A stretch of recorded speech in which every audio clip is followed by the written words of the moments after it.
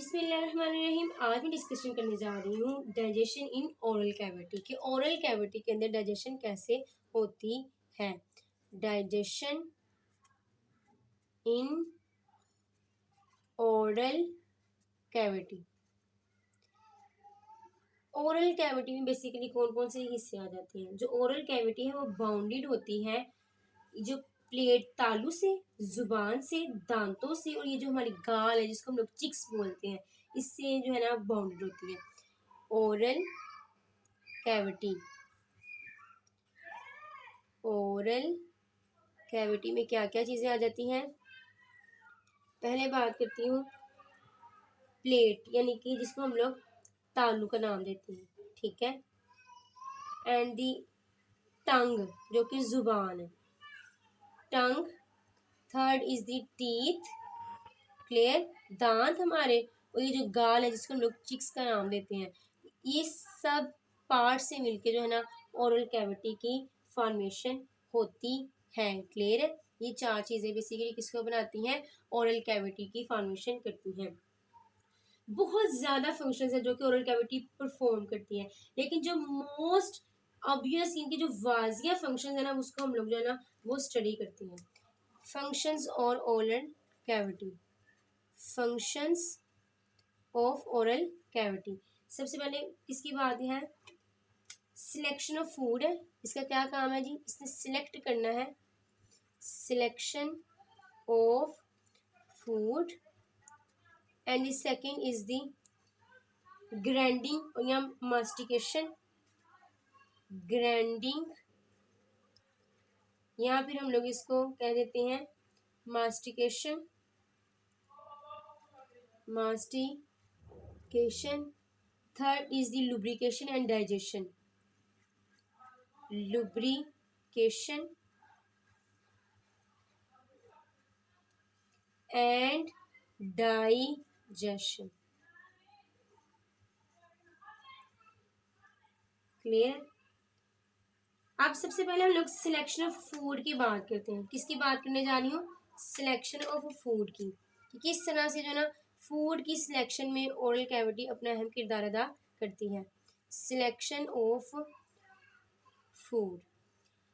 अब जो जब ओरल कैविटी के अंदर फूड दाखिल हो जाना ना उससे इसको करना है, टेस्ट करना है, टेस्ट बड के जरिए। और टेस्ट बड जो है ना वो बेसिकली जुबान के ऊपर मौजूद होते हैं, टंग के ऊपर मौजूद होते हैं। ना सिर्फ इसको टेस्ट करना है फूड को, इसे क्या करना है, फूड को क्या करना है, ना सिर्फ ये कि टेस्ट करना है, टेस्ट करना है, बल्कि क्या करना है, स्मेल्ड भी करना है और उसको सेंस भी करना है, उसको फील भी करना है, फैट यानी कि महसूस भी करना है और साथ साथ करना है स्मेल भी करना है। यानी कि इसके पास सेंसरी स्ट्रक्चर्स में भी मौजूद है जिससे ये सेंस करती है कि ये किस तरह की खुराक है, इसका जायका कैसा है।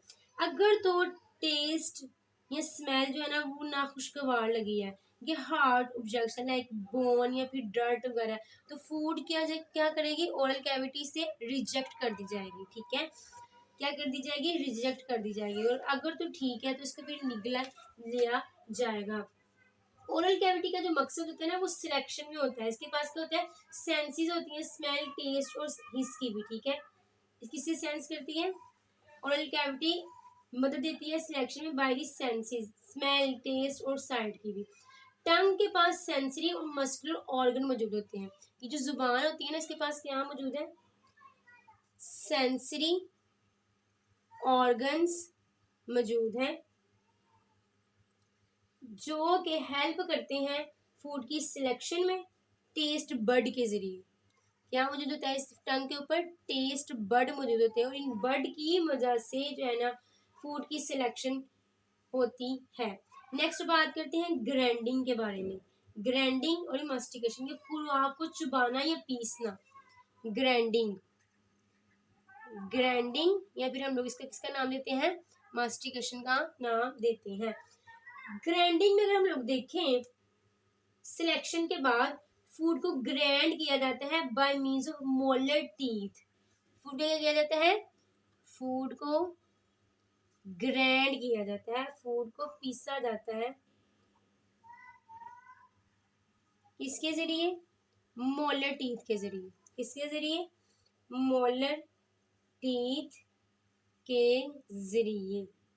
और फूड को किसमें कन्वर्ट कर लिया जाता है? स्मॉलर पीसेस में। इसमें कन्वर्ट कर लिया जाता है स्मॉलर पीसेस में। अब ये जो ग्राइंडिंग है ना वो बहुत ज्यादा जरूरी है। इंपॉर्टेंस क्या है जी ग्राइंडिंग की, ये हम लोग डिस्कस करते हैं। इंपॉर्टेंस ऑफ ग्राइंडिंग, ग्राइंडिंग की क्या जरूरत होती है? सबसे ये बात है कि इसोफेगस जो होती है ना वो अलो करती है हमेशा स्मॉलर पार्ट्स पीसीज को कि वो पास करे इसमें से। सबसे पहले किसकी बात करें? इसोफेगस की। इसोफेगस जो कि अलो करती है स्मॉल साइज के पार्टिकल्स को कि उसमें से पास करें। ठीक है। दूसरी बात है, दूसरी इंपॉर्टेंस ये है कि जो स्मॉल पीसेस होते हैं ना इनके पास लार्ज सरफेस एरिया मौजूद होता है। लार्ज सरफेस, ताकि जो इंजाइम्स है ना वो इजीली इन पर अटैक कर सके, और जैसे इंजाइम्स अटैक करेंगे तो डाइजेशन में मजीद हेल्प मिलेगी। ठीक है। और जो है ना much less solid material penetrate कर सकेंगे, आसानी से गुजर सकेंगे। एक तो ये कि ओएसोफेगस ने किसको सिलेक्ट करना होता है? स्मॉलर पीसेस को। दूसरा ये कि जब फूड के स्मॉलर पीसेस हो जाते हैं तो लार्ज सरफेस एरिया मिल जाता है for for the attack of enzymes, और इस तरह से मच सॉलिड मटेरियल जो है ना वो पेनिट्रेट करता है। Much less much less solid material penetrate दाखिल होता है। ठीक है। क्या होता है? पेनिट्रेट होता है। क्लियर है? अब मैं ये देखिए, अगर हम लोग बिल्कुल सीधे करें तो जो हमारे अपर और लोअर जाज, इनकी जो हमारे जबड़े हैं इनके हवाले से देखें। दिस इज दिस स्ट्रक्चर, ये देखिए इसमें ये क्या है? हमारा अपर जा है और ये हमारा क्या है? लोअर जा है। अब अगर हम लोग बिल्कुल आगे की तरफ देखें तो इसके पास क्या है? मतलब कि पेयर्स मौजूद है दांतों के, इंसाइजर है। ठीक है। सामने के जो दांत होते हैं वो क्या कहलाते हैं? इंसाइजर। और जो बिल्कुल थोड़ा सा सामने के बिल्कुल साथ नुकीले दांत मौजूद होते हैं जिनको हम लोग कैनाइन का नाम देते हैं। क्लियर है? उसके बाद प्री मोलर्स टीथ आ जाते हैं, और नेक्स्ट आ जाते हैं मोलर।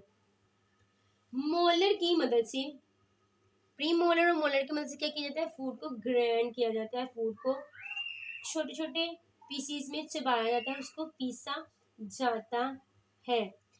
अब इंसाइजर को आई से रिप्रेजेंट किया हुआ है, कैनाइन को सी से। ठीक है। और प्री मोलर्स को पी से, और एम मोलर को एम से रिप्रेजेंट किया हुआ है। इनके बेसिकली ये देखें जी, इंसाइजर की तादाद जो है ना ऊपर वाले जबड़े में 2 है और नीचे वाले जबड़े में भी 2 है। ठीक है। इस तरह से मतलब कि लेफ्ट और राइट, इंसाइजर क्या है? लेफ्ट और राइट क्या मौजूद है?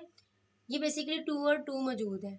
लेफ्ट भी 2 है और राइट भी 2 है। कैनाइन्स की बात की जाए तो 1 ही लेफ्ट में पाया जाता है और 1 ही राइट में। 1 ही लेफ्ट में और 1 ही राइट में पाया जा रहा है। प्री मोलर्स की बात करें तो 2 ही लेफ्ट प्री मोलर्स टीथ है और 2 ही राइट है। ये एक जबड़े की बात हो रही है। ठीक है।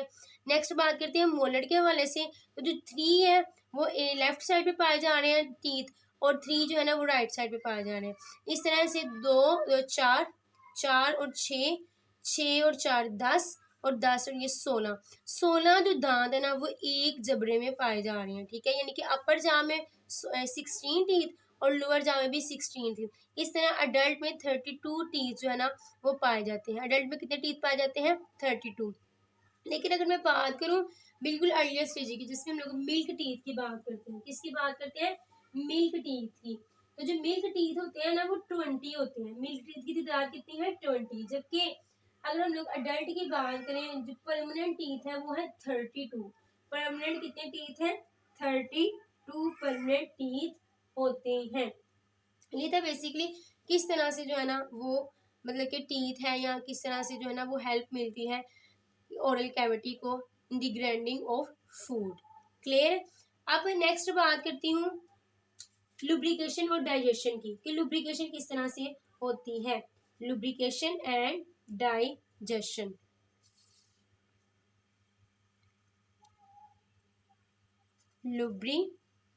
लुब्रिकेशन के अंदर थोड़ी सी नमी प्रोवाइड करना जी खुराक को, ताकि क्या हो सके? आसानी से डाइजेशन हो सके।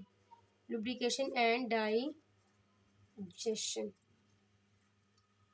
लुब्रिकेशन में बेसिकली सैल्वा होता है, यानी कि नमी सी होती है जो सीक्रेट होती है सिलेवरी ग्लैंड्स की 3 पेयर से।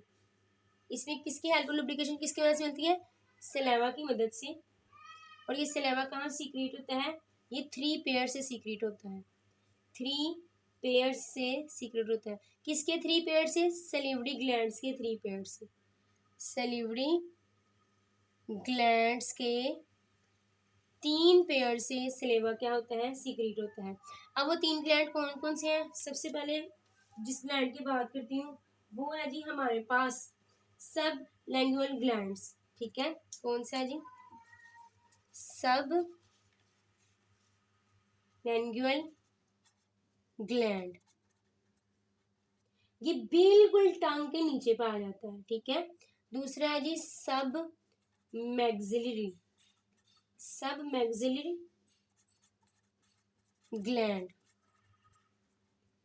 ये जो जबड़े हैं ना इनके बिल्कुल पीछे पाया जाता है, ये जो जॉस होती है इनके पीछे सब मैक्सिलरी ग्लैंड पाया जाता है। Third is the parotid, parotid gland. ये जो कान के जो फ्रंट में भी मौजूद होते हैं। ठीक है, पैरोटिड ग्लैंड, पैरोटिड से ही समझ आ रही है, ये will be present in the front of year, ये कान के सामने मौजूद होंगे। क्लियर है, ये सब लैंग्वेज ग्लैंड बिलो दी टंग, ये मैं लिख भी देती हूँ, बिलो दी टंग। ठीक है, जुबान के नीचे सब मैक्सिलरी जो ग्लैंड है बिहाइंड, बिहाइंड बिहाइंड जास, जबड़ों के पीछे, जबकि parotid front of the year, front of year मौजूद होता है। क्लियर है, ये थी बेसिकली इन तीनों ग्लैंड से ना, इन 3 पेयर से क्या सीक्रेट होता है, सलेवा सीक्रेट होता है।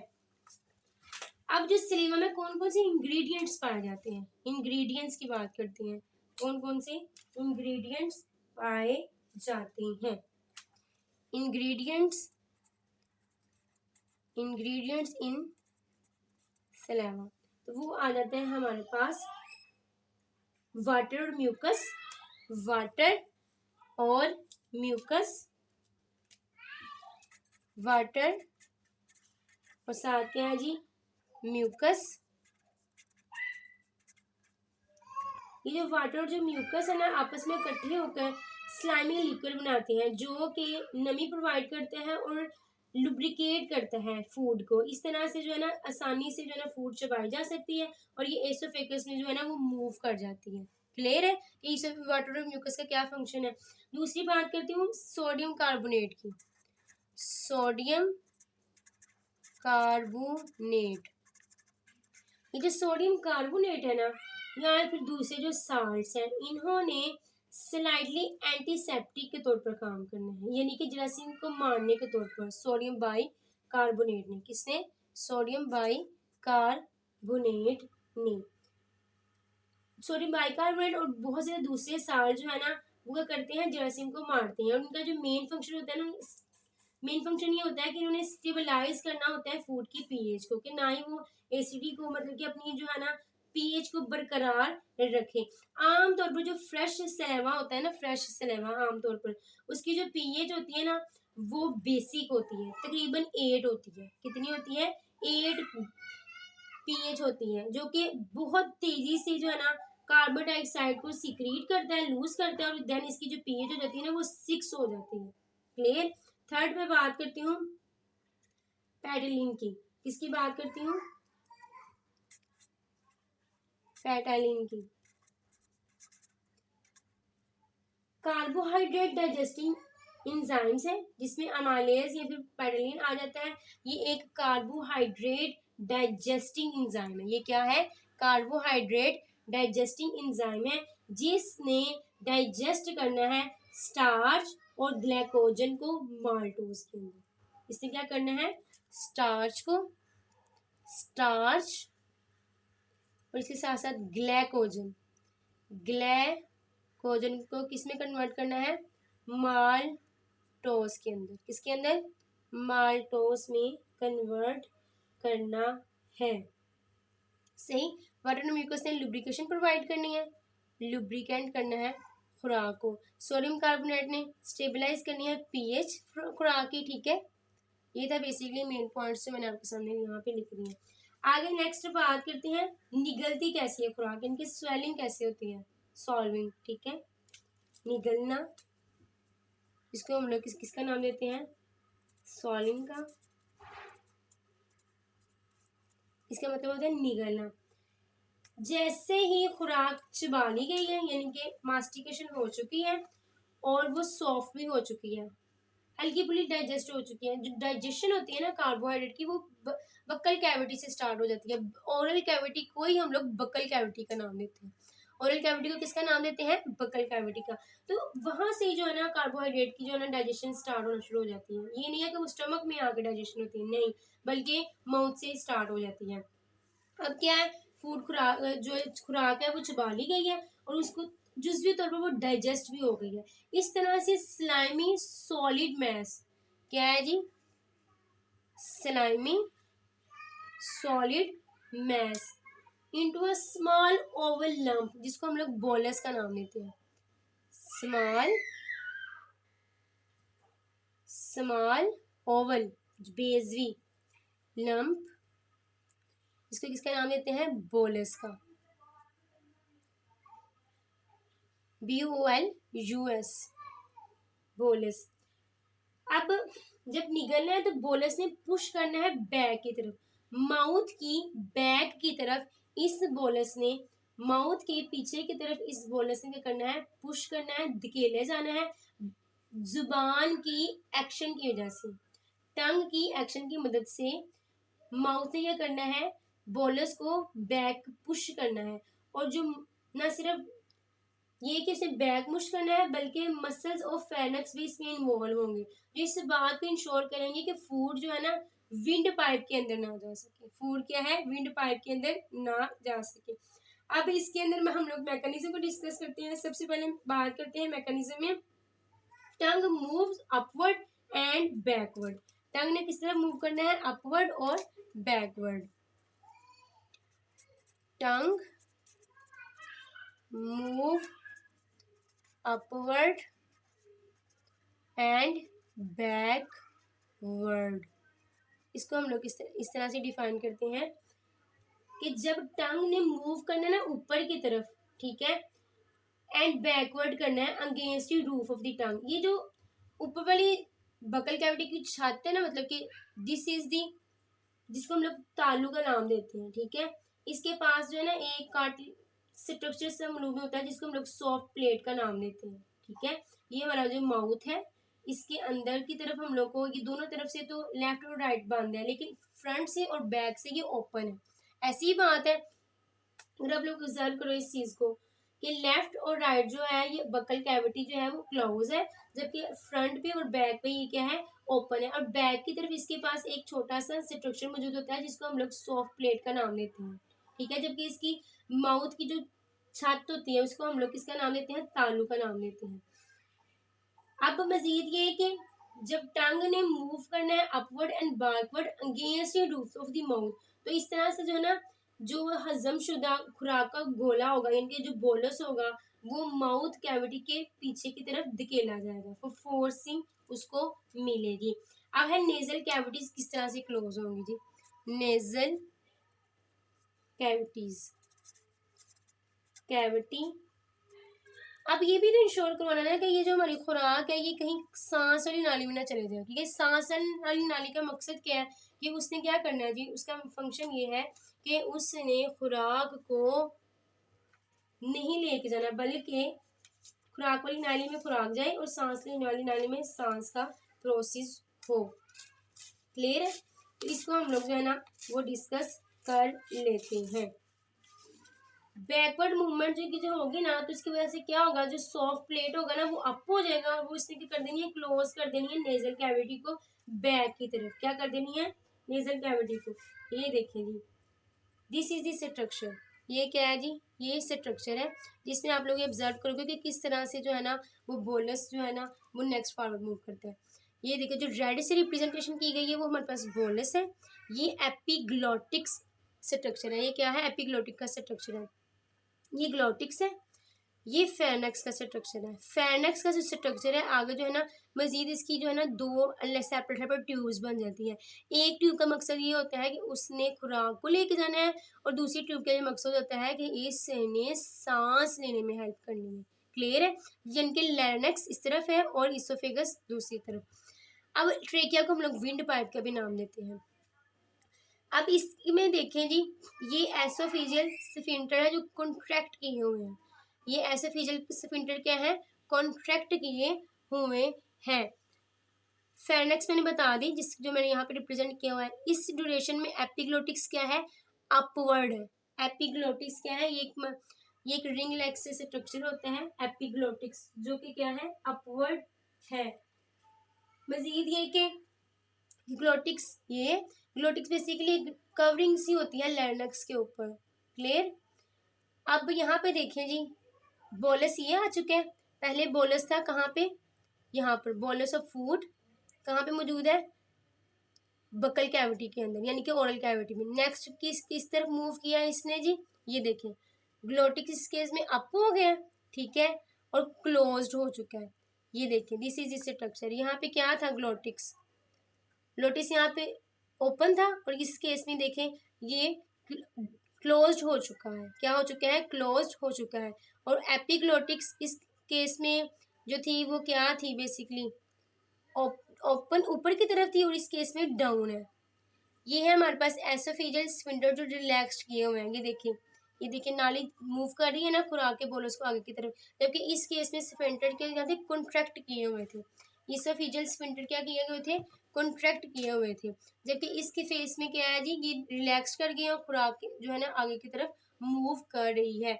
अब लेरनेक्स अप हो चुकी है, यानी कि लेरनेक्स सेपरेट है, इसी वजह से जो है सांस लेने में कोई भी दिक्कत नहीं होगी। यानी कि जो खुराक की जो नाली है वहां से फूड को आसानी से पास कर जाएगी, वो सांस वाली नाली में नहीं जाएगी। ये था बेसिकली कि यहाँ पर एपिग्लोटिक्स अप है, यहाँ पे एपिग्लोटिक्स क्या है? अप यहाँ पे देख रहे हैं। जबकि आप लोग इस स्ट्रक्चर में देखिए तो एपिग्लोटिक्स डाउनवर्ड है। इस तरफ अप है, इस तरफ अप है, और इस तरफ डाउन है। ये बोलस है फूड का। क्लियर है? और अब नेक्स्ट बोलस ने कहाँ मूव किया? इस तरफ। वो इस वजह से मूव किया है कि जो इसोफेजियल थे ना स्फिंक्टर, वो रिलैक्स कर चुके हैं। यहाँ पे कॉन्ट्रैक्ट थे, यहाँ पे कॉन्ट्रैक्ट थे, और यहाँ पे रिलैक्स कर चुके हैं। लेनेक्स यहाँ पे अप नजर आ रही है, और यहाँ पे क्या थी? डाउन थी, इसके ऊपर एपिग्लोटिक्स था। क्लियर है? इस तरह से बेसिकली जो है ना वो मजीद जो है ना वो निगल लेती है खुराक, फॉरवर्ड हो जाती है। एपिग्लोटिक्स हॉरिजॉन्टल होता है, ठीक है, सेम टाइम टंग ने पास करना होता है एपिग्लोटिक्स को ज्यादा या फिर लेस हॉरिजॉन्टल पोर्शन, जिसकी वजह से जो है ना क्लोजिंग हो जाती है विंड पाइप की। किसकी क्लोजिंग हो जाती है? विंड पाइप की क्लोजिंग हो जाती है। लेनेक्स मूव अपवर्ड, मैंने यही बताया कि लेनेक्स से करते हैं अपवर्ड, जो है ना वो मूव करता है। ये larynx move upward under the back of the tongue. Glottis जो है ना, ये जो मैंने ग्लोटिक्स स्ट्रक्चर यहाँ पे रिप्रेजेंट किया हुआ है, ये जुजवी तौर पर क्लोज हो जाता है। क्यों क्लोज हो जाता है? मसल्स की रिंग की कंट्रैक्शन की वजह से। इस तरह से जो फूड है ना वो कभी भी जो है ना ग्लोटिक्स में दाखिल नहीं होती है। शुरू की जो बिगनिंग की जो स्वेलिंग है ना वो वॉलेंट्री है। वो क्या होनी है? वॉलेंट्री होनी है, मर्जी के मुताबिक। लेकिन इसके बाद जो है ना वो इंटरवॉलेंट्री सारा प्रोसेस होगा। But once the food reach the back of the mouth, तो स्वेलिंग क्या होती है? ऑटोमेटिक हो जाती है। और जो फूड्स होती है ना वो देन जो है ना वो एसोफेगस से पैरास्टाइलिसिस की तरफ मूव कर जाती है। ये था सारा सारा तो प्रोसेस जो कि बेसिकली किसमें हम लोगों ने डिफाइन किया है? स्वेलिंग के प्रोसेस में। नेक्स्ट मैं बात करती हूँ पैरास्टाइलिसिस के हवाले से कि पैरास्टाइलिसिस क्या है। पैरास्टाइलिसिस एक ऐसी डाइजेस्टिव कैरेक्टरिस्टिक्स मूवमेंट है जिसकी मदद से फूड जो है ना मूव करती है किनाल की कैविटी के साथ साथ। पेरिस्टाइलिसिस, पेरिस्टाइलिसिस,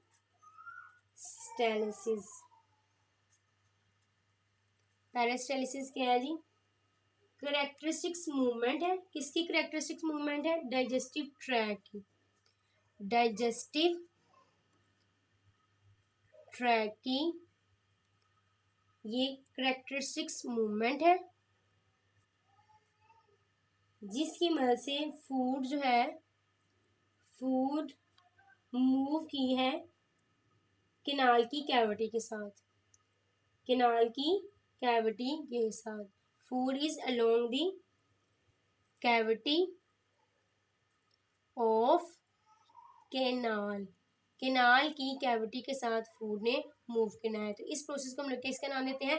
पेरिस्टालिसिस का नाम देते हैं। ये कंसिस्ट करती है सर्कुलर और लॉन्गिट्यूडनल मसल्स के ऊपर, ठीक है।